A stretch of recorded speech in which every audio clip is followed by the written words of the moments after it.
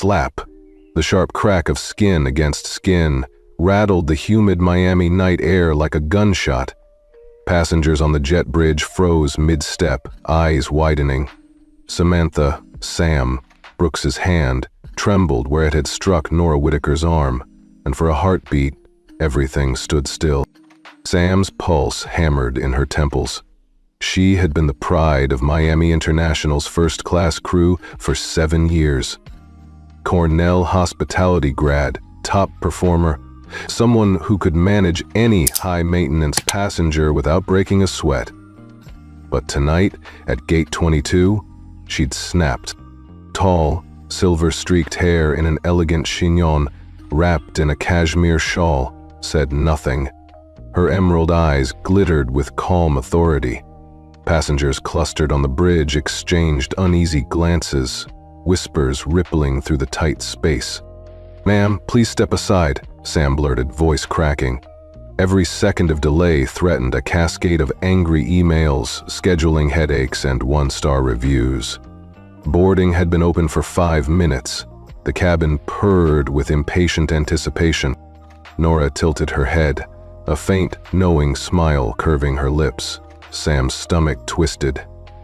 From the moment Nora had walked out of the Delta Sky Club lounge after celebrating a $15 million 0 cents deposit on a new London hotel launch, she'd radiated a power Sam couldn't gauge. "First class is this way," Sam insisted, pointing toward the cabin entrance.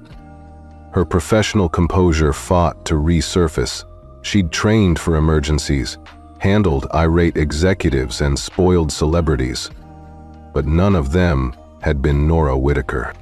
In a flicker of desperation, half frustration, half fear, Sam's fingers snapped out in a reflexive slap. The echo of that strike cut through the murmurs like a blade. She immediately regretted it. Nora's hand rose slowly to steady herself, her motion graceful, yet unyielding. Then came the soft glow, a tiny pulse of light from a sleek bracelet on her wrist. Sam glimpsed it, heart clenching. Just seconds ago, she had no idea who Nora really was. Now, every eye on the bridge was locked on them, but something larger rippled beneath the surface, the hint of an invisible power at Nora's command. Sam swallowed hard. In the next breath, she'd learn just how deep that power ran, and how quickly her own world could unravel. To be continued.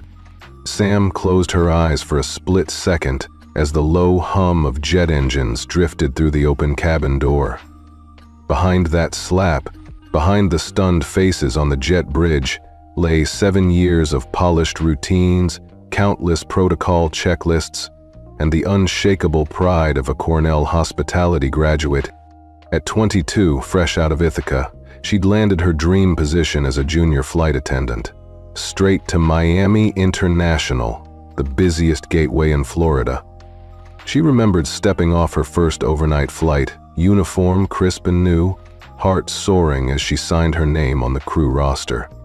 She had a scholarship, a spotless academic record, and advisors gushing that she'd be the next big name in luxury travel. Over the years, Sam had built her reputation on precision.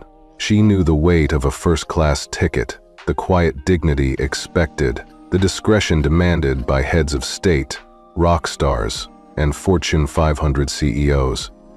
She could arrange a last-minute champagne toast, guide a tearful toddler back to his seat, and calm a nervous passenger mid-turbulence, all without breaking her serene smile. Her apartment in Coral Gables reflected that exacting obsession. Every cushion lined up perfectly, every book on leadership and customer service stacked in alphabetical order on mahogany shelves. She had a small framed photo on her dresser. Sam at graduation, cap tilted proudly, diploma in hand, a reminder of who she was. The one passengers could depend on when the cabin lights dimmed and the doors closed. But a single misread glance could unravel it all. Tonight, a reflexive slap on a woman who hadn't even reacted seemed inconceivable. Sam's mind traced back to her first major commendation, Most professional crew member after flawlessly handling a medical emergency at 38,000 feet. That moment had cemented her belief in absolute control. She breathed deeply, inhaling the faint scent of jet fuel and cabin disinfectant. The past 7 years hadn't prepared her for power, true hidden power, that could override her every rule. If Nora Whitaker was more than just a wealthy traveler, if she was the seed investor, the silent architect of the airline itself, then Sam was swimming in uncharted waters. As the cabin doors slid shut behind her, Sam straightened her shoulders, adjusting the gold wings on her lapel. Protocol demanded professionalism, but her heart still pounded. Could she really navigate a situation where the passenger held every key to her career? The intercom clicked. Captain Miller's voice crackled. "Brooks, meet me in the cockpit. Now." Sam exhaled, steeling herself. The real flight had just begun. Sam stepped into the first-class cabin, forcing a polite smile she didn't feel. Plush leather seats glowed under soft overhead lights, and the faint murmur of displaced passengers drifted through the aisle. She swallowed. 5 minutes had passed since the slap. 5 minutes in which every eye, from the banker in 2A to the retired couple in 1C, had landed on her like daggers. "Welcome aboard, ma'am," she said to Nora Whitaker, gesturing towards seat 3D. Her voice was steady, but inside she battled a swirl of embarrassment and apprehension. She'd introduced herself countless times.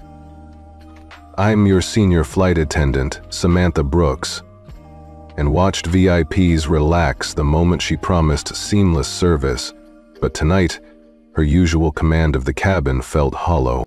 Nora's emerald eyes followed Sam's shoulders, but she didn't move. Instead, she inclined her head once, acknowledging the direction, yet remained still. The silence stretched, broken only by the soft click of a luxury watch on Nora's wrist, an elegant timepiece Sam recognized from the Delta Sky Club gift shop, a reminder of the wealth and status she'd underestimated. A hush settled over the cabin. In the galley, Sam's colleague Janelle leaned in and whispered, "Is that really her? I heard she owns shares in every major U.S. airport." Sam's jaw tightened. Of course, Janelle had heard the rumors. Nora hadn't needed a name tag. "Serve everyone with respect," Sam muttered under her breath, reciting her mantra. She squared her shoulders and moved down the aisle, offering menus, pouring vintage champagne into crystal flutes, trying to refocus on routine tasks. Yet each time she glanced at Nora, she saw an inscrutable calm that rattled her carefully curated composure. When Sam reached Nora's seat, she paused. "Anything I can get you, Ms. Whitaker?" Her tone was professional. Her pulse skittered beneath the tailored jacket. Nora's thin lips curved into a small, almost imperceptible smile. "A glass of your finest Chardonnay," Nora replied quietly, her voice smooth as silk. Then she added, almost as an afterthought, "And a moment of discretion, please." Sam nodded, heart pounding. She turned away, her back stiff. As she poured the wine, the cabin's soft lighting caught the droplets on the crystal, like tiny stars caught in mid-fall. Whispers rippled again, this time about Sam's sudden deference. With glass in hand, she returned to Nora's seat. Their eyes met briefly, and Sam felt a wash of regret. She'd thought she controlled this environment. Now she realized she was navigating someone else's realm entirely, and she hadn't even noticed until it was almost too late. Sam hovered near the galley, rolling a crystal wine glass between her fingers when a soft chime echoed through the cabin's PA system. It wasn't the captain. This was a ground-level override. Every crew member recognized the tone. "Attention all crew," the voice crackled. Please be advised that Ms. Nora Whitaker is the principal seed investor in this airline, having contributed over $50 million, 0 cents in startup capital. Treat her with the highest priority." Sam froze mid-pour. $50 million, seed investor. Not just a high-rolling passenger. She'd bankrolled the entire operation. The glass slipped in Sam's hand, and a bead of Chardonnay arced toward the plush carpet before Sam lunged to catch it. "Oh," Janelle murmured from the end of the galley, eyes wide. "Did you hear that?" Sam's throat tightened. She forced a nod, swallowing the lump forming there. All her neat checklists, her ironclad rules, stolen by a single slap, ignited by a woman she'd misjudged. As Sam stepped into the aisle again, whispers fluttered between passengers. "Is that true?" muttered a businessman by seat 4B. $50 million? She owns the place." Sam's fingers fluttered over her service tablet, unwilling to tap through another request. Her mind raced back to graduation honors and perfect performance reviews. Everything she'd built on control, precision, and rule enforcement. Now, control felt like an illusion. Determined to salvage her composure, Sam straightened her spine and squared her shoulders. Every fiber of her professionalism screamed, adapt, recover, move forward. She approached Nora's seat, offering a crisp menu as though nothing had changed. Nora's emerald gaze followed her, unreadable yet piercing. Sam slid into the chair across from her, voice soft but steady. "May I refill your champagne, Ms. Whitaker?" Nora allowed the smallest nod. In that silent exchange, Sam realized the journey had shifted. This wasn't about protocol anymore. It was about navigating someone else's world, one built on the legacy of her own generosity. And Sam would have to relearn every rule. Sam paused mid-step, tray of crystal flutes hovering at her side. Under the cabin's soft lighting, she caught a glimmer from Nora Whitaker's wrist. A tiny pulse of light from that sleek bracelet Sam had noticed earlier.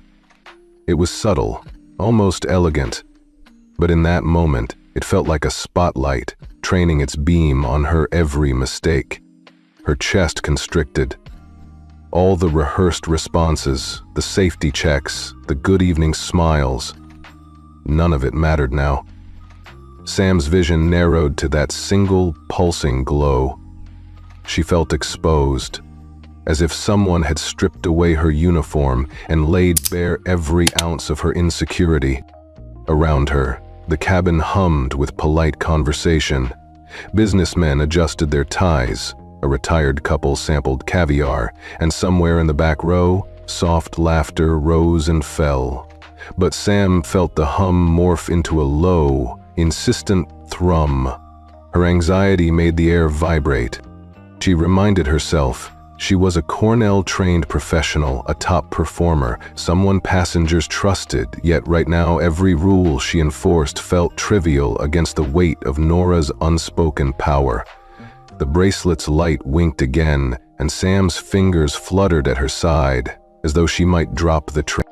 Nora regarded her with those steady emerald eyes. No anger, only calm control. It was unnerving. Sam realized the real tension wasn't in the slap or the announcement. It was here, in this silent standoff. She was no longer in charge. In a breath, Sam forced her shoulders back and squared her posture. She had uniforms to polish, service to deliver, protocols to follow. But each step toward Nora's seat felt like moving through quicksand, every inch heavier than the last. The tray wobbled. Sam steadied it with a tight grip, heart hammering. She swallowed, voice caught in the back of her throat. "Miss Whitaker, your champagne," she managed, sliding forward. Nora accepted the glass without a word. The bracelet's glow faded, but its impact stayed lit in Sam's mind. An unspoken warning that the real flight had only just begun. A soft chime buzzed through Sam's earpiece. slicing through the cabin's hushed ambiance. She froze, chin rising. That wasn't the captain's voice. It was the ground override. Security to Gate 22. Samantha Brooks, report to the cockpit immediately. Repeat, report to the cockpit now. Her knees went weak. Sam's hand trembled as she set the glass down, its crystal tinkling sharply against the tray. $50 million in seed funding. A slap on the wrist wouldn't cut it. Nora Whitaker had just flipped every switch in the system, and Sam was the only one who could hear the call. Sam's uniform felt suddenly too tight. The plush seats, polished panels, and hushed luxury bore down on her like an interrogation chamber. Passengers glanced up, confused by the unexpected announcement. Some stared at Sam. Others glanced toward the cockpit door, anticipation flaring in their eyes. She inhaled, forcing her shoulders back. 7 years of flawless service had never prepared her for this. The mantra ran through her mind. Professionalism, discretion, control. But tonight those words tasted hollow. Stepping into the aisle, Sam could feel every eye tracking her. The businessman in 2A raised an eyebrow. The retired couple in 1C exchanged worried looks. Sam squeezed her palms into fists to steady herself. She reached the curtain, hesitated, and then pulled it aside. In the narrow walkway, the flight crew parted like the Red Sea. Captain Miller's face was stony. Behind him, Richard Hayes and 2 uniformed security officers waited, arms folded. Nora sat in the jump seat, her bracelets light now dormant, but her expression calm as a sea at dawn. Sam approached, voice strangled. "Captain..." "Sir?" Captain Miller's lips tightened. "Brooks," he said. "The override came from Ms. Whitaker. She's requested you up here. Now." The finality in his tone left no room for protocol. Sam closed her eyes, heart drumming. She braced herself for the reckoning that awaited in the cockpit, where a single button press had redirected her fate. The cockpit door clicked shut behind Sam, and the roar of the cabin receded into a distant hum. She leaned against the bulkhead, eyes closed, letting her uniform collar bite into her neck. Somewhere above the clouds, she was supposed to be in control. Safe, routine, scripted. Instead, she felt unmoored. Her mind drifted back to her first major in-flight crisis 6 years ago. A toddler choked on a grape. Parents panicked. Sam had knelt on the carpet between seats, coached a frantic dad through the Heimlich, and watched relief wash over the cabin when help arrived. The chief purser had praised her composure. "You saved that child's life," he'd said. That moment cemented her belief. Sam Brooks could handle anything. Then there was the time last winter when a businessman in 3C complained his steak was slightly overdone. She'd marched to the galley, barked orders, and personally escorted a fresh fillet on fine china. He'd smiled, tipping generously, murmuring, "Perfect." Sam had filed that note in her mental trophy case. Proof that her standards were impeccable. She remembered the countless times she'd dismissed economy passengers with a flick of her wrist. "I'm sorry, ma'am, that's outside my purview." She'd prided herself on protecting first class from amateurs. In her mind, rules were absolutes, and she was their unwavering guardian. A soft beep on her service tablet yanked her back. Sam opened her eyes, confronting the reality of tonight's unraveling. She'd always believed authority flowed from her badges and certifications, but now she realized how fragile that illusion was when someone else held the real power. She straightened, shoulders set, resolve hardening. Those flashbacks weren't just memories. They were a roadmap of her arrogance. If she was going to navigate this reckoning, she'd have to face each misstep head-on and learn what it truly meant to serve. Because beyond protocol lay something far more important: respect. And tonight, She was just beginning to understand why it mattered most. Sam stood in the center of the ground operations office, the soft glow of surveillance monitors tracing her every move.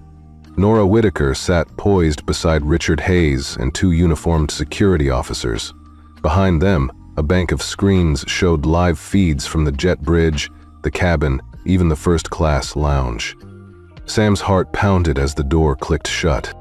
Richard's voice was calm but firm.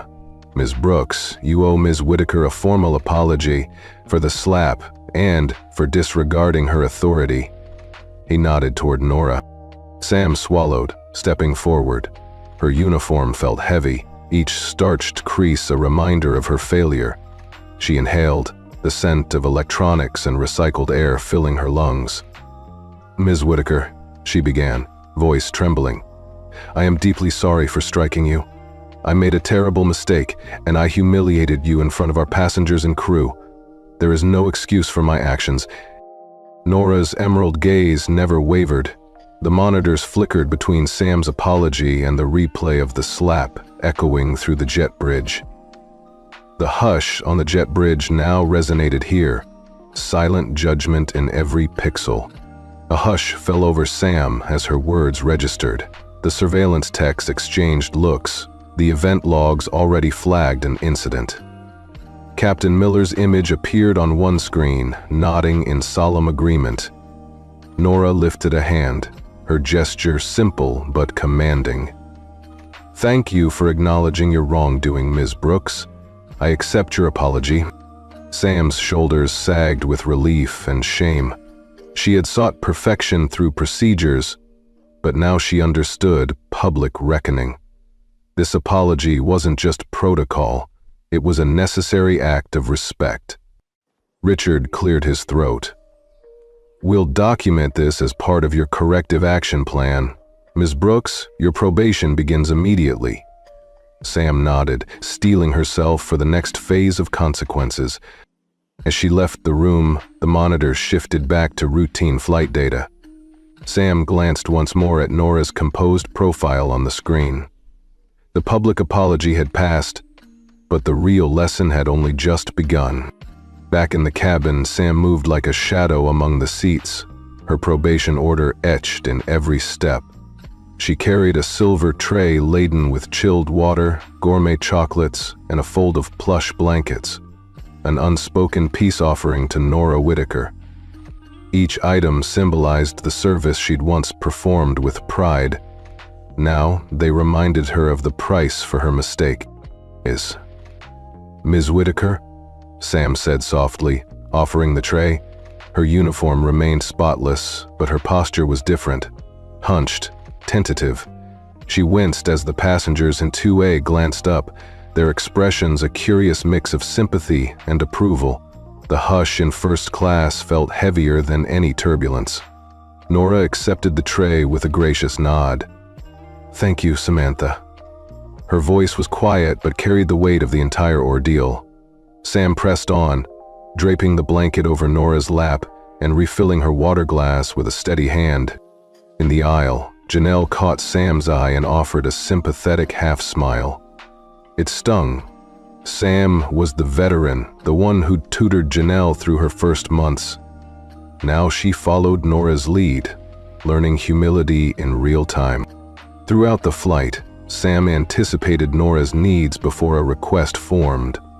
Extra lavender-scented pillow? Granted. A fresh cup of jasmine tea after dinner? Already steeping. But every act of overcompensation reminded Sam of her failure. The ledger of pride she had once balanced with perfect service was now weighted with guilt.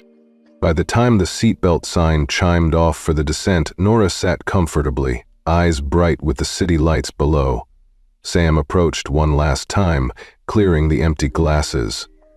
"It's been my privilege to serve you, Ms. Whitaker." Nora smiled, a genuine curve that freed something tight in Sam's chest. "You've done more than serve, Samantha. You've learned." In that moment, Sam understood that true service went beyond protocol. It was about respect, empathy, and the courage to change. The seatbelt sign chimed off, but for Sam Brooks there was no relief. She hovered just inside the galley, hands clasped behind her back, listening to the cabin's low murmur of post-fleet chatter. The captain's announcement had ended 10 minutes ago, yet the weight of those words still pressed on her shoulders. "Mrs. Brooks," Captain Thomas Miller's voice had said over the PA, "your performance record and years of service are commendable. However, given tonight's incident, the airline has placed you on a 6-month probationary period. During that time, you will complete mandatory leadership development courses, passenger relations workshops, and comprehensive anti-bias training. Your progress will be evaluated monthly. Fail to meet these requirements, and your tenure with us will end immediately." The moment those syllables landed, Sam had felt every inch of her 7-year reputation slip away. Probationary period. The phrase echoed like thunder in her mind, a spotlight exposing every past infraction she'd neatly tucked away. She'd handled medical emergencies at 38,000 feet, soothed screaming children, and earned flawless performance reviews. Yet here she was, stripped to her core vulnerabilities in front of everyone. Now, in the hushed quiet of the first-class cabin, Sam smoothed down her uniform, each crease suddenly jarring rather than crisp. She took a breath, tasting the residual fizz of champagne on her tongue, a faint reminder of Nora's calm composure. Every passenger glance felt loaded with silent judgment. The banker who'd watched her apology on his personal screen. The couple who'd turned to stare when the override announcement echoed. The crew members who'd witnessed her escorted to the cockpit. A soft cough brought Sam back to the present. Janelle stood at the galley entrance, eyes full of sympathy. Sam offered a small, grateful nod. She didn't need words. Both knew this was her lowest moment. Yet somewhere beneath the humiliation, a spark of determination flickered. She thought of Nora's final parting words. "You've learned." That gentle affirmation had been more powerful than any reprimand. It reminded Sam that the real mission of service was not perfection, but empathy and growth. Sam squared her shoulders and stepped into the aisle. She paused at seat ton A, where a half-drunk glass of water sat undisturbed. With deliberate care, she picked it up, carrying it to the refreshment cart, feeling the familiar weight of responsibility shift into purpose. Each task, from refilling water to folding blankets, was now an opportunity to rebuild trust, not just with passengers, but with herself. Later, as the cabin lights dimmed for landing preparations, Sam lingered by the window, watching the runway lights blur beneath the plane's descent. The humid Miami breeze would soon give way to London's cool night air, and with it, a chance to start anew. She pulled out her flight attendant manual and flipped to the section on professional development. Under leadership and bias awareness, she found blank lines for notes. Sam uncapped her pen and began to write. Empathy first. Remember every passenger's humanity. Listen actively. Ask before assuming. Own my mistakes. Acknowledge and learn. Commit to growth. Complete all training modules. As the wheels touched down with a gentle thud, Sam felt her heart steady. It wasn't just the end of a flight. It was the beginning of a journey she couldn't afford to fail. Behind her, the hum of applause as passengers disembarked reminded her that respect, once lost, could be earned again. One act of genuine service at a time. The cabin lights were low, and only the soft glow of the service aisle illuminated Sam as she paused beside Nora Whitaker's seat. London's runway lights shimmered through the oval windows, casting shifting patterns across the plush leather upholstery. Sam watched, heart quietly pounding, as Nora leaned forward to speak with a junior flight attendant struggling to balance a full tray of hors d'oeuvres. "Jean, please take your time," Nora said, voice gentle. "No rush. Your work is important." She offered Jean a warm smile, that dissolved the new attendant's flustered expression into calm confidence. Sam felt a tug at her chest. This was the woman she'd slapped just hours ago, a woman whose financial support had made the entire airline possible, and yet here she was, radiating kindness rather than cold command. Sam realized she'd spent 7 years policing first class like a stern gatekeeper, never once thinking about compassion as part of service. She moved quietly to a seat several rows back and sank in, folding her hands in her lap. The cabin hummed with hushed conversations, a retired couple discussing their cruise plans, a tech CEO reviewing data on his tablet, a mother soothing her young child.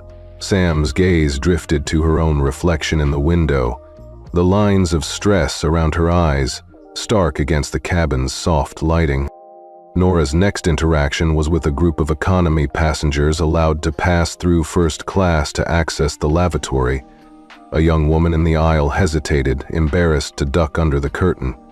Without missing a beat, Nora rose and gently guided her through, offering a reassuring nod. "After you, please," she said, her tone calm and respectful. Sam's breath caught. She'd once prided herself on enforcing the barrier between classes, never allowing economy travelers to intrude on first class, no matter the reason. Yet here was Nora, inviting empathy instead of erecting walls. Over the next half hour, Sam observed more. Nora offering extra pillows to an elderly passenger in 2C, quietly thanking the purser for his efficiency, and even bending to help a flight attendant adjust a tray table for a wheelchair user. Each act was simple, almost unremarkable on its own, but together, they painted a portrait of service rooted in humanity rather than hierarchy. Sam closed her eyes for a moment, letting the lessons wash over her. She realized that respect wasn't a rigid protocol. It was an attitude, carried in every word and gesture. It was the difference between commanding authority and modeling kindness. When the seatbelt sign chimed on for final descent, Sam rose and approached Nora's seat one last time. In her hand, she carried the small notebook she'd started filling with commitments earlier. "Ms. Whitaker," she said quietly, voice steady but warm, "I wanted to thank you, not just for allowing me to learn, but for showing me what true service really means." Nora looked up, her emerald eyes reflecting runway strobe lights. She closed the notebook gently and placed a slender hand over Sam's. "You've grown, Samantha. Remember that growth is a journey, not a destination." Sam nodded, emotion catching in her throat. As the plane began its final descent into London, she tucked the notebook into her breast pocket. Tonight had changed her more profoundly than any checklist or training session ever could. Her world had shifted, away from prideful perfection and toward genuine empathy. And in that transformation, Sam Brooks found a new kind of pride, the quiet confidence of someone who serves with both skill and heart. The jet bridge docked with a gentle thud, and the seatbelt sign flicked off.